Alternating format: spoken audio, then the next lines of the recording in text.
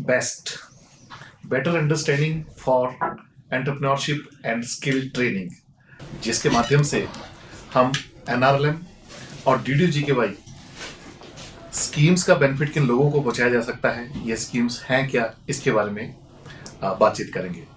मैं Anil Sharma, chief executive officer HPSRLM। आज मेरे साथ हैं DDU-GKY के हमारे chief operating officer Shri Hitendra Sharma ji. आपका इस इनिशिएटिव में स्वागत है। मेरे साथ लेफ्ट में है SPM सचिन शर्मा जी और मेरे साथ राइट में है SPM रजत शर्मा जी। मैं सबसे पहले आपको बताना चाहूँगा, दीनदयाल उपाध्याय ग्रामीण कौशल योजना ग्रामीण विकास मंत्रालय भारत सरकार की एक बहुत ही महत्वाकांक्षी योजना है और इस योजना का जो लक्ष्य है वो ग्रामीण गरीब युवाओं तक पहुंचना है, उनका कौशल निर्माण करना, उनको किस तरह से उनकी कैपेसिटी बिल्डिंग की जा सकती है, कैसे उनकी ट्रेनिंग करवाई जा सकती है फ्री ऑफ कॉस्ट, उस पर हम आगे चर्चा करेंगे। और ये जो ट्रेनिंग है, ये सिर्फ ट्रेनिंग नहीं है कि कौशल निर्माण किया उसके बाद छोड़ दिया, नहीं, उसके बाद उसकी प्लेसमेंट करनी है, ये भी सुनिश्चित करना है कि उसको नौकरी भी मिले। तो आइए इसी पर चर्चा करते हैं। इसकी पात्रता क्या है? शर्मा जी, ये जो हमारी DDU-GKY स्कीम है, इसकी जो पात्रता है, गांव में रहने वाले जो हमारे जो बच्चे हैं 15 से 35 वर्ष के जो युवा हैं, ये इस स्कीम के तहत पात्रता रखते हैं। और क्या क्या है, और कौन कौन से लोग हैं, और कौन कौन सी फैमिलीज हैं, परिवार हैं जिनको हम इस स्कीम का लाभ दे सकते हैं? जी सर, इसमें जैसे आपने बताया सर 15 से 35 आयु वर्ग इस सामान्य वर्ग के लिए है सर। बाकी जैसे कोई महिलाएं हैं, कोई विकलांग है, कोई अन्य OBC है, उनके लिए जिसका है 45 ईयर्स तक है, 45 वर्ष तक इसका वो बेनिफिट उठा सकते हैं। साथ ही जिसमें किसी ने मनरेगा में पिछले वित्त वर्ष में 15 दिन काम किया हो, वो फैमिलीज भी इसके लिए एलिजिबल है। सेल्फ हेल्प ग्रुप की महिलाएं, वो भी इसके लिए ऑटोमेटिकली इंक्लूडेड है। कोई PDS का राशन लेते हैं, BPL फैमिलीज, ये सारे इसमें पात्र हैं जो DDU-GKY की जो फ्री ट्रेनिंग है उसको कर सकते हैं। तो जितना मैं समझ पाया हूँ, स्कीम की जो पात्रता है उसमें लगभग सभी लोग कवर हो गए, सभी परिवार कवर हो गए। मनरेगा में आज के टाइम में सभी काम करते हैं और BPL जो कार्ड होल्डर हैं, वो सभी परिवार, उनके जो बच्चे हैं जिनकी आयु 15 से 35 वर्ष है, ये सारे के सारे इस स्कीम का लाभ उठा सकते हैं। अंत्योदय हेल्थ कार्ड जिन्होंने बना रखे हैं वो भी इसमें कवर्ड है। ओके, तो इसका मतलब ये हुआ कि हमारी इस स्कीम की जो पात्रता है वो, मैं नहीं समझता कि कोई भी व्यक्ति, कोई भी परिवार इसमें छूट सकता है, सभी इसमें कवर हो सकते हैं।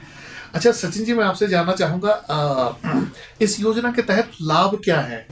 आपने इसकी ट्रेनिंग जो है, कैसे इसकी ट्रेनिंग दी जाती है? जो 15 से 35 वर्ष का युवा है वो हमारे साथ जुड़ जाएगा, लेकिन उसके लाभ उसको मिलेंगे क्या? थैंक यू सर, सबसे पहले यहाँ इस चर्चा में शामिल करने के लिए। इस योजना के तहत सबसे पहले जो भी प्रोजेक्ट इम्प्लीमेंटिंग एजेंसीज सिलेक्ट की जाती हैं, वो 70% कैंडिडेट्स जो एनरोल किए होंगे, जो ट्रेंड किए होंगे, उनमें से 70% कैंडिडेट्स को स्थायी रोजगार जो मिनिमम वेजेस से ज़्यादा होगा उस राज्य की सीमा में का प्रावधान है सबसे पहले। इसके अलावा इसमें सर प्लेसमेंट ट्रैकिंग की जाती है। जो कैंडिडेट प्लेस्ड होते हैं उनकी प्लेसमेंट ट्रैकिंग लगभग 1 साल तक की जाती है और इसका पैसा। प्लेसमेंट से आपका मतलब है नौकरी का? जी सर, इसमें इस योजना आपने में फ्री ऑफ कॉस्ट पहले ट्रेनिंग दे दी? जी सर, 3 महीने की या 6 महीने की या जो भी आपका कोर्स ड्यूरेशन है, जी sir, free of cost training. जी सर, और उसके बाद ट्रेनिंग के बाद आपकी प्लेसमेंट, यानी कि आपको स्थायी नौकरी। जी सर। और ये नौकरी आपको मिली है या नहीं मिली है, उसकी भी आप ट्रैकिंग करते हैं? जी सर, ठीक। प्रशिक्षण है वो निःशुल्क दिया जाता है और इसमें कोई भी किसी भी तरह की चार्जेस नहीं लिए जाते। अच्छा, एक बात बताइए, जनरली जब भी कोई बच्चा है, कोई पार्टिसिपेंट है 15 से 35 आयु वर्ग का, तो उसको अपने घर से बाहर निकलना मुश्किल होता है। खासकर से हमने देखा हिमाचल में ये अक्सर देखा गया कि हम अपने गांव से, अपने शहर से बाहर नहीं जाना चाहते। तो ये जो स्कीम है, स्कीम के तहत जो आपके ट्रेनिंग सेंटर जो हैं वो कहाँ होते हैं? क्या आपको आपके स्टेट से बाहर जाना होता है या आपके गांव घर द्वार या किस तरह की जो ट्रेनिंग सेंटर है जो सेटअप किए जाते हैं और कौन इनकी ट्रेनिंग देते हैं, किस किस्म के कोर्सेज होते हैं? देखिए सर, इसमें सबसे पहले तो मैं ये बताना चाहूँगा कि जो योजना के अंतर्गत जो ट्रेनिंग देते हैं उनको हम कहते हैं प्रोजेक्ट इम्प्लीमेंटिंग एजेंसीज। ओके। ये प्रोजेक्ट इम्प्लीमेंटिंग एजेंसीज को जो सिलेक्ट करने का तरीका है वो भारत सरकार ने बहुत अच्छे तरीके से बनाया हुआ है कि किस तरह से हम इन एजेंसीज का चयन करेंगे। ठीक है। अच्छा, आपने दो बातें की। पहला तो जो सवाल था या जिसके बारे में हम जानना चाहते थे वो ये कि ट्रेनिंग जो सेंटर है, ट्रेनिंग सेंटर कहाँ सेटअप होता है, और दूसरा आपने ट्रेड की बात की। तो ये ट्रेड्स कौन से होते हैं? क्या ये ट्रेड्स थोपे जाते हैं या बच्चों से, पार्टिसिपेंट से पूछा जाता है कि वो किन ट्रेड्स में ट्रेनिंग लेना चाहते हैं? इसमें सर ऐसा होता है कि जो पीआईए हैं जब वो अपना प्रपोजल डालते हैं तो उस टाइम वो जिस भी स्टेट के लिए अपना प्रपोजल डाल रहे हैं उसके लिए वो वहाँ का जो एक सर्वे तक करते हैं कि जो ग्रामीण युवा हैं वो किस तरह का कौशल अपनाना चाहते हैं, लेना चाहते हैं। तो उसके अकॉर्डिंग जो है वो अपने ट्रेड्स को सिलेक्ट करते हैं और अपने प्रपोजल में डालते हैं। ओके। उस सर्वे के बेस पे।